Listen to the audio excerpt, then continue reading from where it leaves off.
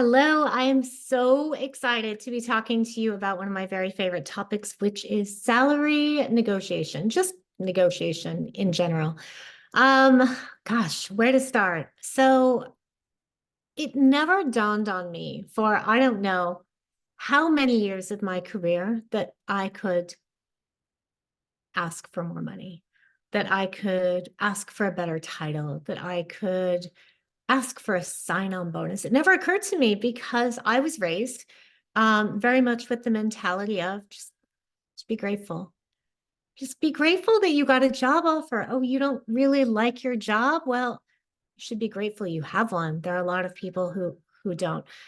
I am all for gratitude. I'm team gratitude. I practice gratitude in many, many areas of my life, but I will tell you where, in my opinion, gratitude has no place, and that is when it comes to salary negotiation and just negotiation in general.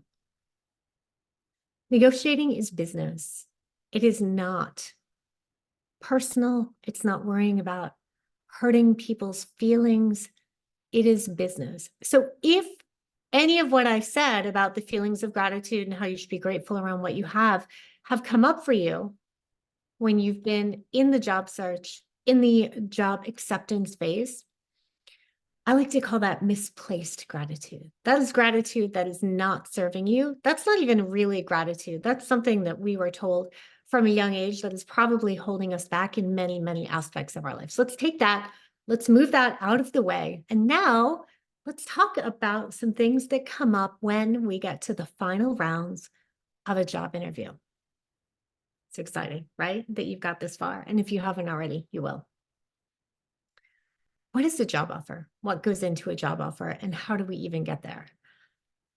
A lot of times in interviews, you may be asked, how much money are you currently making, Jenny? No, you never have to disclose that ever. And you can just say, I'm not comfortable disclosing that. Or you can say, thank you for asking. What is the range budgeted for this role?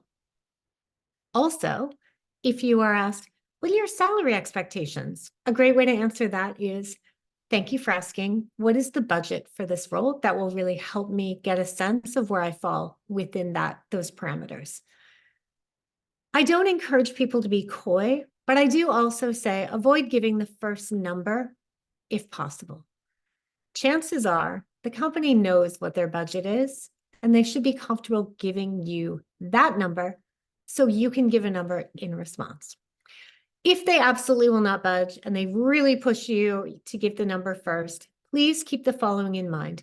If you are going to give a range, be prepared to be offered the low end of your range. I had a client recently who gave the range of 80 to 110K. They offered him 75. He was so upset. And I said to him,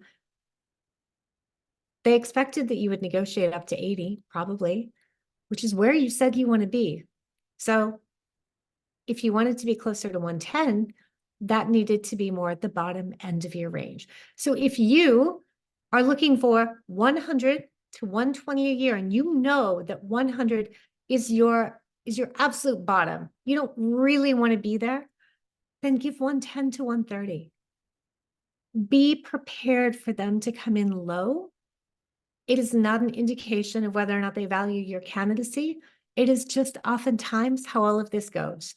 They come in a bit lower, you give a different number, goes back and forth. You both end up at a place you feel good. With that said, if you find yourself in a situation where they come back and say, well, unfortunately, we can't budge. We have maxed out the budget. 100K is 100% as high as we can go. If this is a role that you are genuinely excited about, and it's coming in 10, 15K less than where you really want it to be, let's talk about all of the things that go into potentially making up an offer, or that could be negotiated as part of the offer that a lot of times people don't think of. Title, bonus, number of days off, sign-on bonus, mileage reimbursement, internet reimbursement, cell phone reimbursement, gym reimbursement.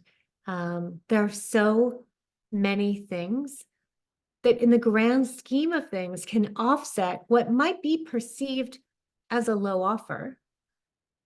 But if all the other perks align and the company is doing something you care about and you're excited about the opportunity and they are willing to budge on some of the other things that I just mentioned, my advice to you is don't immediately walk away from an offer. If it checks the boxes of what you want to be doing, but maybe the salary doesn't fully align, don't walk away unless you have fully exhausted the possibility that some of these things might be negotiable. Other times people get anxiety around negotiating because they're worried that the company will no longer want to hire them, the company won't want to work with them, that nobody's going to like them on day one because they asked for more. As I mentioned, this is all part of business and you are expected to negotiate.